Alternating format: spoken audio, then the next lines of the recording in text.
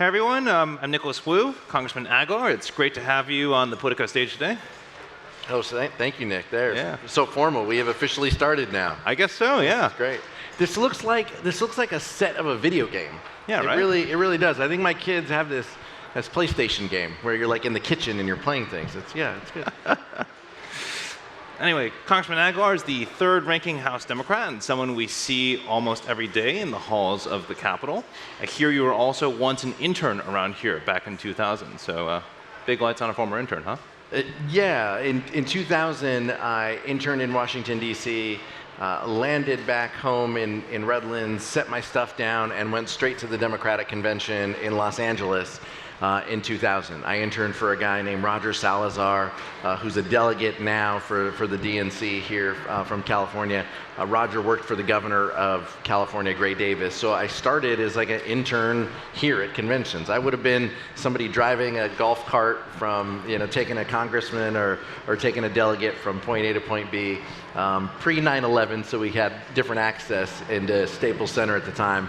But it was a lot of fun and a learning experience for me. So to be full circle and to have this opportunity to bring my family to join us here, it's pretty special to me. All comes full circle. So one great thing about live journalism is that we get to react to breaking news. And so right now, we're learning that Page 6 and TMZ are reporting that J-Lo and Ben Affleck have broken up. And could get your response to that. Wow. I mean, I feel like I should have a better response being from Southern California. It's unfortunate, but they've done this before. Yeah. So maybe it's just like spinning the wheel and you just wait long enough and maybe it'll come back again. I don't know. All right, now on to the serious stuff. So I wanted to ask you a bit about last night's speeches.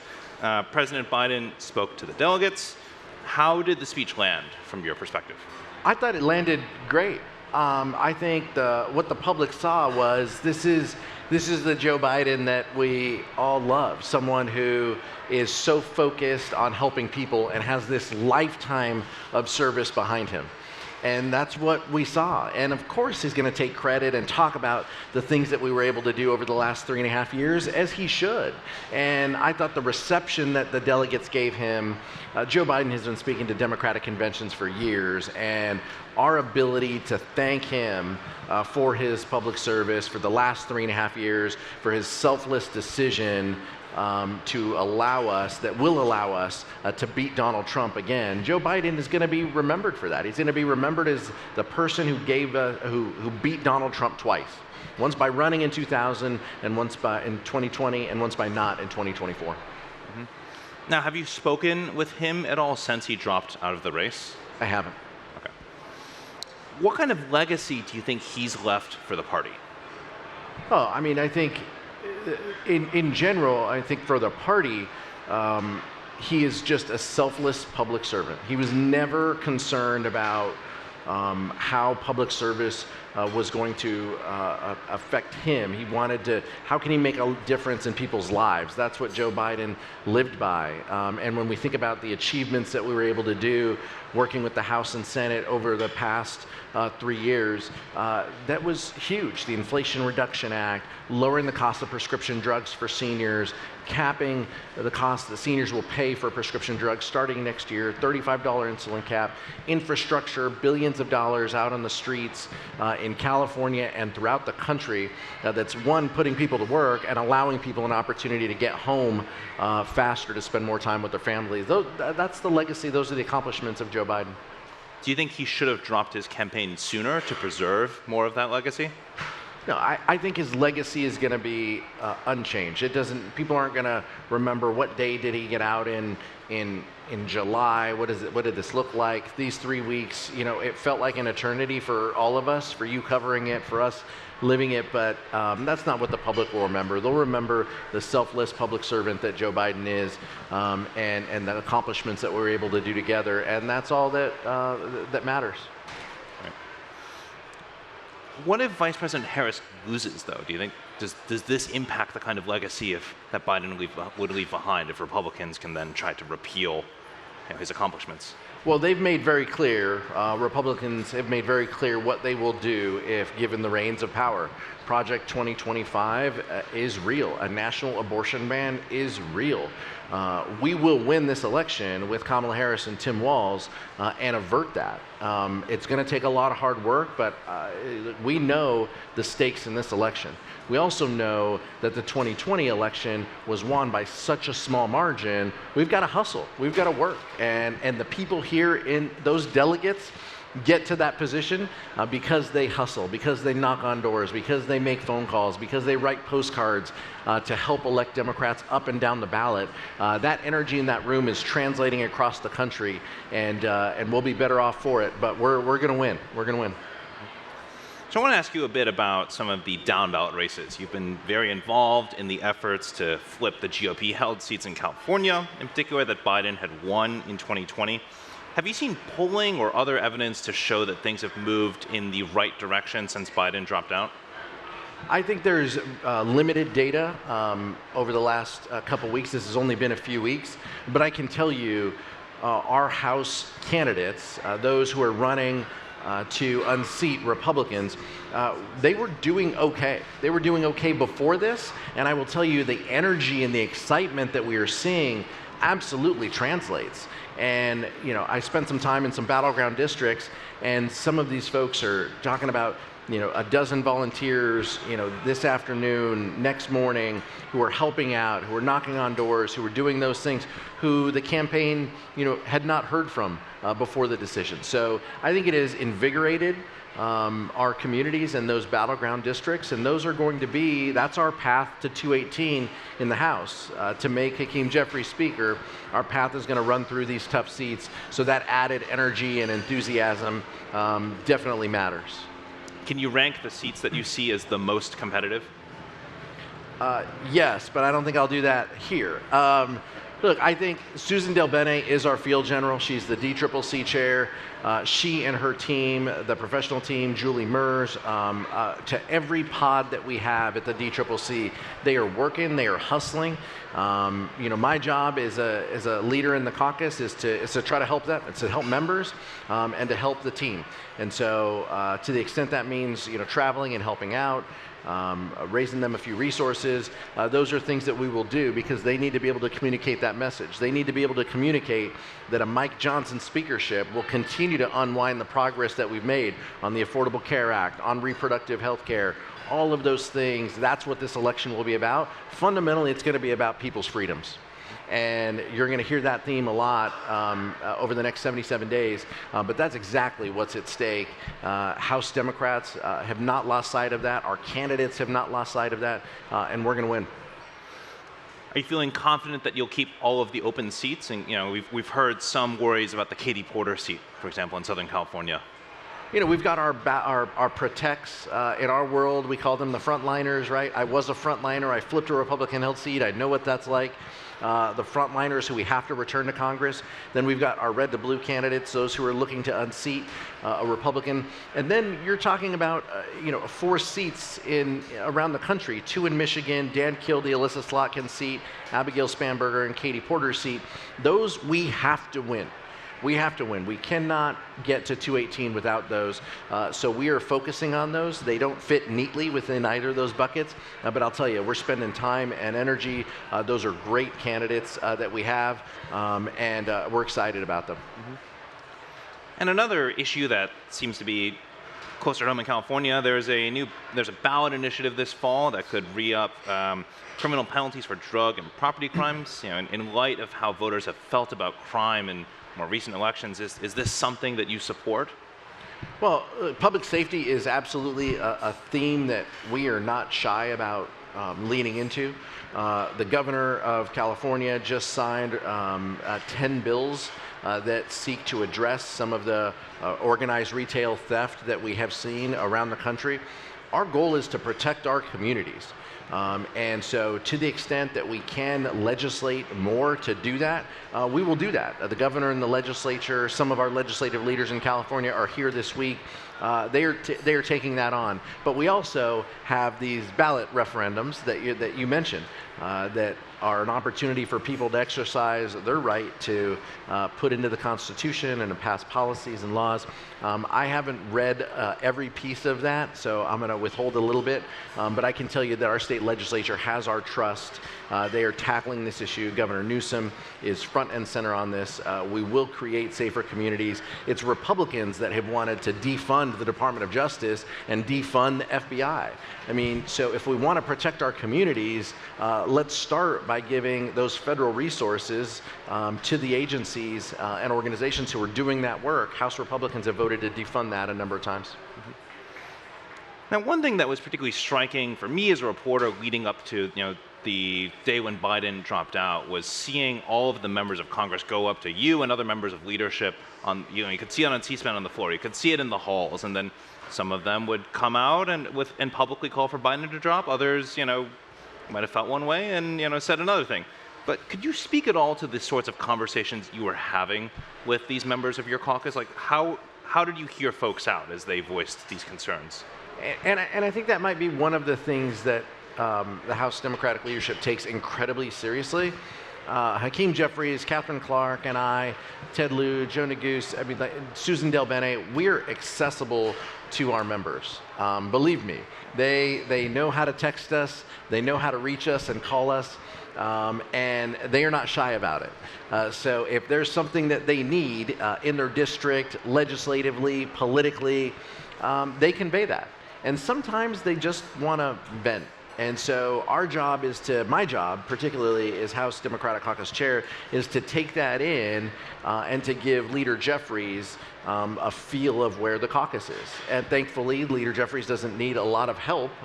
He is texting and communicating to the membership as well. But Catherine Clark and Leader Jeffries and I would frequently get on the phone and compare notes and to talk about where we were and the importance of this moment. And our focus was, from the very beginning, what gives us the best chance to win?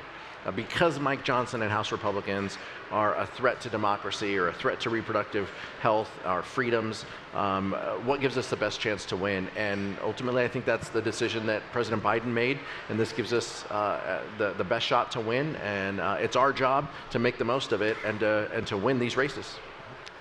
What did you tell members that really wanted Biden to stay? Were there that many? There were members who expressed their positions, and it was a wide assortment of positions. Yes, there were members who took public positions and said President Biden should stay, and they conveyed that to us. We talked about that. They were usually talking to their colleagues as well. We're on multiple text threads, and so they would see the exuberances of their colleagues. They would also see the public statements that some of their colleagues would make.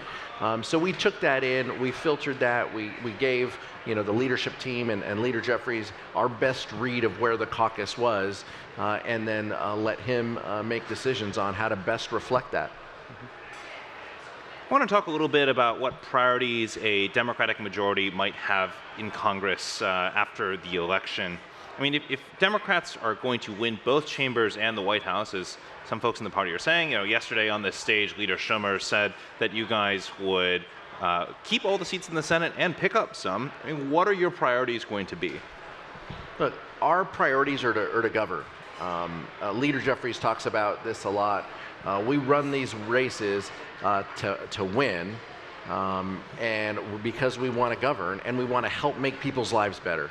That's what this job is about. The Democratic caucus wakes up every day trying to get to yes on legislation and policy to make a difference in people's lives. We don't wake up like Republicans who want to vote no on everything. We want to help.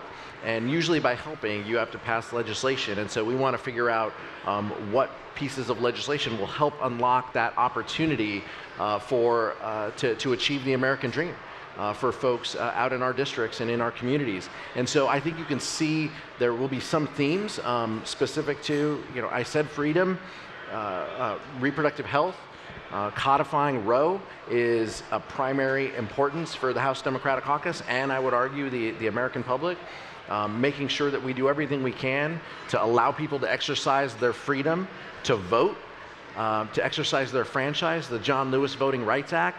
those are things that the public wants. Those are popular issues. Obviously, Nick, you've known me, and a number of years, I've been talking about, pathways to citizenship for individuals with DACA status. These are things that unite the Democratic caucus, and by the way, are bipartisan. And so we will work and we will extend a hand of bipartisanship to reasonable Republicans who want to work with us, just as we've done in the past. And we hope that they take us up on it. But it doesn't matter, what happens in the Senate, or look, we want to work, we want to legislate, we want to help make people's lives better. Well, like best case scenario, we're looking at a makeup of Congress that's not that different than we saw in 2020. And you guys might win the House. Senate might get better by a seat or two if you have the White House. Realistically, how do you pass something? Do you do another reconciliation bill? Well, I think there's a lot of legislative items that naturally are going to come up. When we think about tax policy, those tax provisions sunset next year, so that is going to force Congress to have these conversations about how we use the tax code to help our communities. You might have heard us talk a little bit about the child tax credit. Vice President Harris has talked about that as well. We have leaders in the Congress, Rosa DeLauro, Susan Del Bene, who have been leading this fight about the child tax credit, elder care, child care. Those are things that the House Democratic Caucus feels passionately about. Those are things we want to legislate, and I hope those are things that have strong bipartisan support, so we won't need to use those tools. But we have used those tools. Republicans have used reconciliation. But we want to legislate and we want to help, and our first gut is to work in a bipartisan fashion in order to get that done. Have your members already started to tell you what they might want to see next year? Is that part of the Can we input? roll the tape back, 7 minutes ago when I told Nick that our members aren't shy about telling us what they want to see? The House Democratic Caucus is not shy. We are communicating about what we do, how we govern, what happens if we win, but primarily we're all focused on these next 77 days. We obviously have some appropriations work to do when we get back to DC in September, but primarily we want to win these races so we can be tasked with that hard work. Have you talked with the Vice President at all since the switch, or her team? And for that matter, have you discussed legislative priorities? I've talked to the Vice President. I've also talked to her team. They are engaged. They are great partners. They know that Congress. She obviously was my senator. I have a relationship with her. We've worked on issues in the past, but she and her team have absolutely hit the ground running. And so they are working. They are reaching out to members. They are engaging us. They are treating us as a co-equal branch of government. Just like Joe Biden did, and that is helpful. So they're hearing directly from our members about what this agenda can look like, but they are leading this train right now, and that's why I am so proud and so thrilled that we can talk about the work that she did with Joe Biden in the last few years, while also talking about what she would do when she governs. $25,000 first-time homebuyer tax credit is huge. It's huge for districts like mine in Southern California and across this country, where the affordability gap has continued to grow, and people feel that this economy is leaving them behind and that there isn't a place for them, and they worry about what kind of life they're going to leave for their kids. And so she is tackling that head on by talking about the homeownership tax credit, also the child tax credit, making sure families can get by. Those are just pillars of who Kamala Harris is, and I'm pleased that she's rolled out proposals to meet that moment. Given your shared California roots, any stories you can share with us about coming up together in California politics? Did you ever overlap when you were Redlands mayor and she was Attorney General? Yeah, so I was mayor when she was Attorney General, and I was on the City Council when she was a district attorney, and so we overlapped. It's a Democratic Party in California. We have a lot of electoral votes. We have a lot going on, so we would see each other at things. She came down to our region, what we call the Inland Empire. She came down and did official events and political events, so we crossed paths a lot, but I held her in incredibly high regard. She was always incredibly thoughtful, but very focused on what her job was. And she was not shy about putting bad guys away, about addressing transnational criminals in California. And she was incredibly tough, but she was soft and warm, and she has been to me and our family. She has been gracious and warm, and I'm so thankful to be able to work with her. And her team has picked that right back up. And so we're just so pleased. We had her also speak at the House Democratic Caucus Issues Conference in February, where she did a fireside chat, and so we were able to spend some time together as well. And so she's not a stranger to House Democrats, and we appreciate that. Did you work with her much when she was a senator and you were in the House? Yes, but our delegation is a little different. This isn't like Delaware, where you have 2 senators and 1 House member, where everybody knows each other, and they're all talking, on the same text thread. We've got 52 House members now, and 40 House Democrats in California. So it depends on the relationship that you have with our senators, and so I've been pleased to have a good relationship with her. We've worked on issues together. We've co-sponsored bills and pieces of legislation, but she was a leader when she got into the Senate. She hit the ground running. The California delegation embraced her, and we just held on and learned from her. Got it. I want to ask one last thing, since we're almost at time. On the January 6th committee, have you spoken to Liz Cheney at all since that disbanded? Yes. Do you still have a good relationship with her? I would say I do. I read her book. She sent me her book. I read her book. I think Alicia listened to the audiobook of Liz's book. We still text. The January 6th committee has a group thread. Occasionally we will talk with each other as well and compare notes. We're so appreciative of that moment of working together with those colleagues. And some of them are still in public service. A few of them have moved on from public service, and we wish them well, and we talk to them and share those stories. But we were grounded in this, 18 months steeped in everything January 6th related, to chase down every fact, to find out what happened that day. And so we got to know each other incredibly well, and I hope history judges our work well. But Adam Kinzinger and Liz Cheney, I think the world of. And so I wish them the best in the endeavors that they're doing. Sometimes I see them on TV, and sometimes I'll tell Adam that he's on TV, and I'll tease him a little bit. But yeah, it's a good group. But Zoe Lofgren, Adam Schiff, Jamie Raskin, Benny Thompson. I mean, these are great folks who are still in Congress, who I get to work with every day. That's for sure. All right, Congressman, that was a great conversation. Thanks so much for your time. Thanks so much, Nick. And for our audience, lots to think about with what Democrats might do next year and how they might get there. Thanks so much. Thank you, guys. Appreciate it.